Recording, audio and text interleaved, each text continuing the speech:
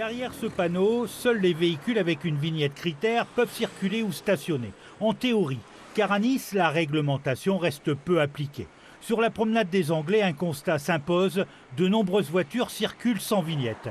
Du côté des automobilistes, les avis sont partagés quant à la suppression de ce dispositif. Ça embête les techniciens comme nous, tous ceux qui travaillent en centre-ville. On a encore des diesels. Je trouve que c'était plutôt une bonne idée par rapport à la pollution, aux émissions de carbone dans les grandes villes. J'étais plutôt pour. Je pense que c'est une prise de conscience qui est importante déjà. Après, est-ce que c'est efficace? Au moins, c'est le fait d'en parler, de se dire les choses, c'est déjà un bon élément pour avancer vers la transition écologique.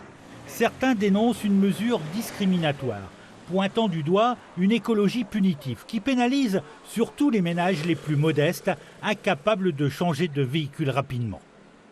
La solution kit de conversion avec le E85 ou avec le GPL, ou alors promouvoir le covoiturage ou les minibus sont des solutions qui coûtent très peu aux contribuables et qui sont vraiment efficaces.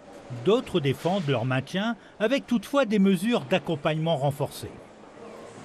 Concrètement, il faut mettre le paquet sur les transports collectifs, sur les transports publics, puisque les zones à faible émission sont principalement orientées pour les grandes agglomérations, celles qui investissent dans les transports publics, qui devraient le faire. C'est ça qu'il faut faire. Et puis, pour tous les quartiers qui ne sont pas accessibles encore en transport collectif, c'est aider les populations qui n'ont pas les moyens à investir et à changer leur véhicule.